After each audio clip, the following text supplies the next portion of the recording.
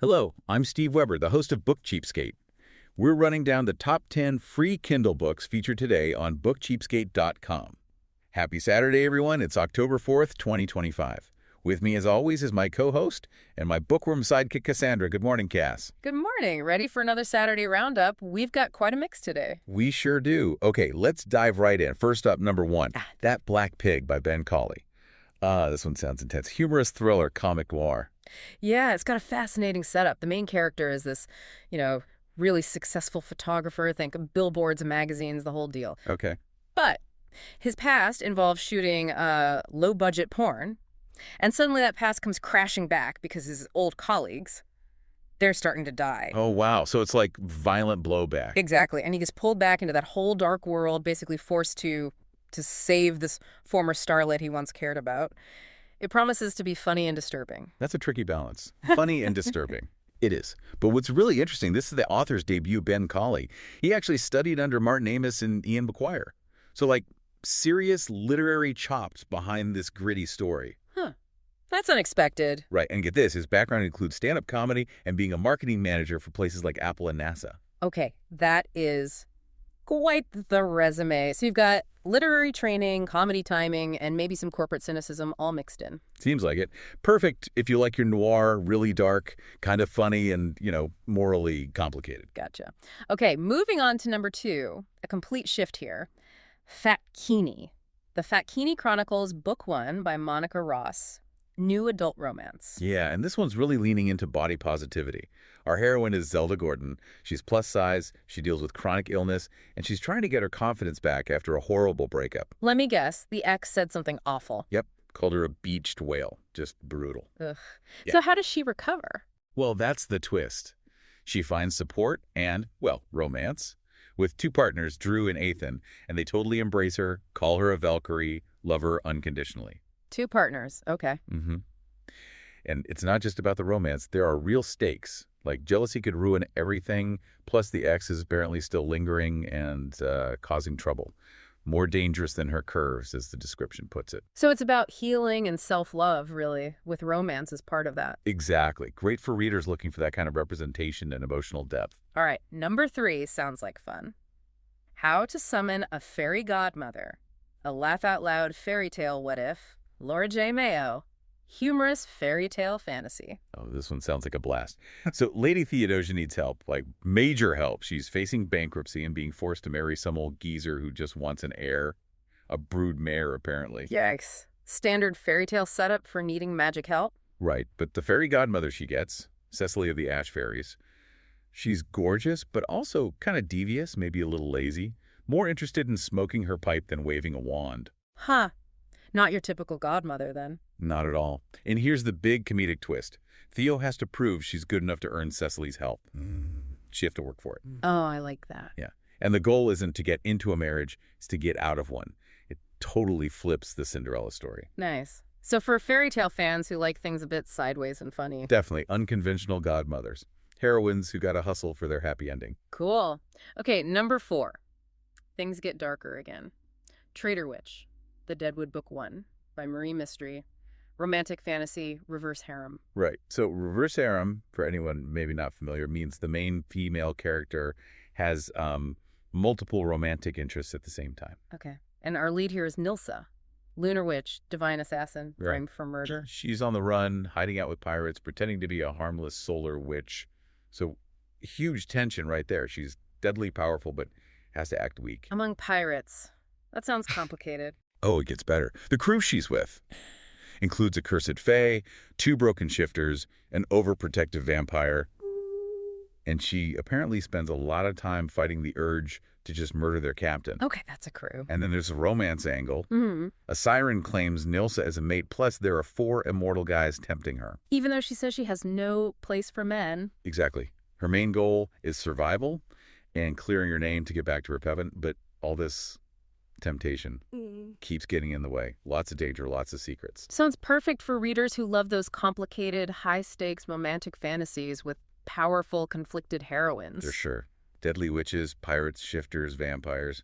It's got the works. Right. Let's take a breather with number 5. This sounds different. The Little Book of Takoyaki by Jessica Harlan, the cookbook. Yes, but a really, really specific one. It's all about the takoyaki pan. You know, that Japanese pan with the little round wells, usually for octopus balls. Oh, yeah, I think I've seen those. So it's just recipes for octopus balls. Well, that's where it gets interesting. No, the whole point is that this pan is way more versatile than people think.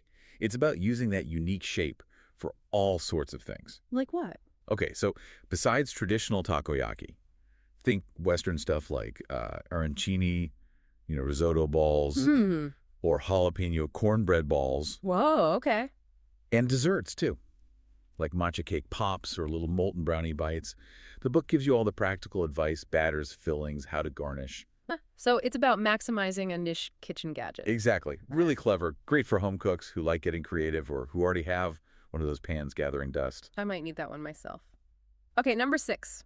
Back to romance, and sounds like a steamy one. Thirst, The Calvettis of New York, Book 1, by Deborah Bladon. Contemporary romance. Yeah, this one starts with a pretty intense setup. A woman moves into an apartment, sees her gorgeous neighbor watching her from his window. Okay.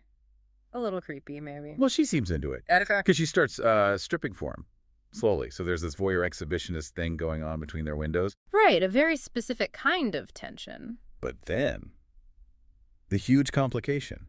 She's pitching her startup business idea to investors. Oh, don't tell me. Yep.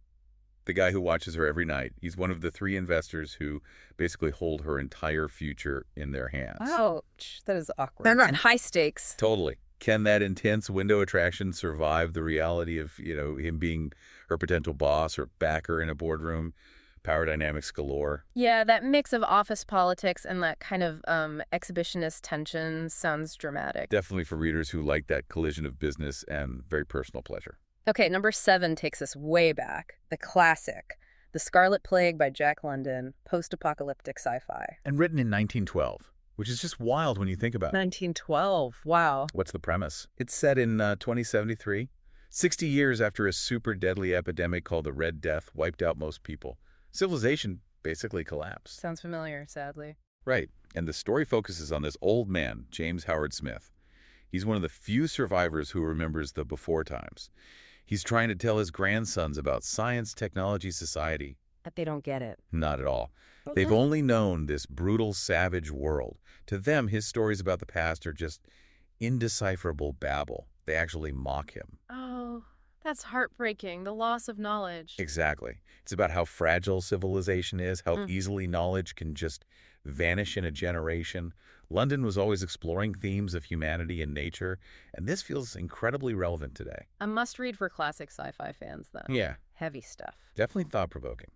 Okay, let's shift gears slightly with number 8. Still serious, but different. Sober on a Drunk Planet by Sean Alexander. Self-help, quit lit. Yeah, this one's aimed squarely at people caught in that drink, hangover, regret, repeat cycle.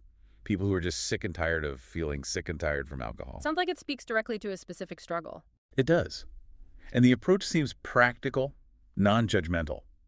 It talks about offering uncommon steps, specifically these 3 sober steps that might be different from more traditional methods. Different how? It seems focused on moving people from just wanting to stop drinking to actually doing it. And it highlights the tangible benefits, getting back more time, more energy, more money. So practical motivation. Exactly. It aims to meet people where they are and give them fresh tools if they're genuinely ready for a change. Sounds very action-oriented. Good resource for people looking for that. Okay, 2 more. Number 9, A Ghost of a Chance, Witchwood's Funeral Home Book 1 by Morgana Best. Humorous, cozy mystery. Ooh, I like the sound of this. Yeah. Cozy mystery, but with ghosts. Our main character, Laurel, inherits a funeral home. A dead-end job. The description probably jokes. Almost certainly. And yeah, she discovers she can see ghosts, which comes in handy because there's been a murder in the funeral home. Well, that's bad for business. Exactly. It's strangling the finances.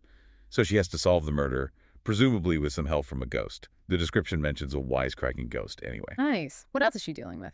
Oh, just a manipulative mother and a handsome but secretive accountant. Yeah. Standard cozy mystery complications. Right. Sounds fun, though. Yeah, and it's the start of a USA Today best-selling series, so clearly the author knows how to mix the humor, the mystery, and the supernatural. Lots of puns, I bet. Grave responsibility, perhaps. Perfect for cozy fans who like a good laugh with their ghosts. Holy. And finally, number 10, Academy of Shifters, Werewolves 101, Veiled World by Marisa Clare, Paranormal Fantasy, Academy setting. Classic setup here. Orphan protagonist thinks she's off to normal college. But she's not. Nope. Wakes up naked in a forest, gets told she's actually a supernatural monster. Well, that's a rude awakening. Right. And she has to enroll immediately in the secret academy and take, literally, Werewolf 101. Okay, that title alone is great. Werewolf 101. Isn't it? And there's an antagonist / maybe love interest, an infuriating lion shifter who does yoga and calls her Poodle. Poodle. Oh, it's fighting words. Definitely.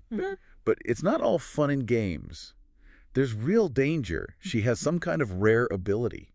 The chosen one. Sort of, but maybe the cursed one. Because Yeah. the last shifter with this ability ended up dead. So she needs to figure out this whole secret shifter world fast. She needs to, Go on, say it. she needs to get her shift together. Knew it was coming. Couldn't resist. Plus, there's that forbidden attraction thing with the off-limits lion shifter.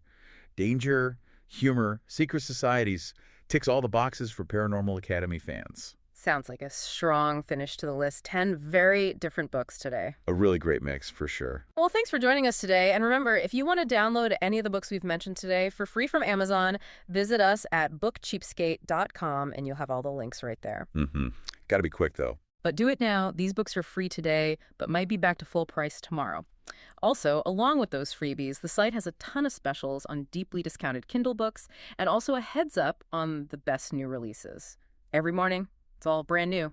Cass, we'll do it again tomorrow. Sounds good. See you then. Until then, keep on opening new worlds with great books without opening your wallet. And whatever you do, remember this. When you read, Your mind becomes its own kingdom.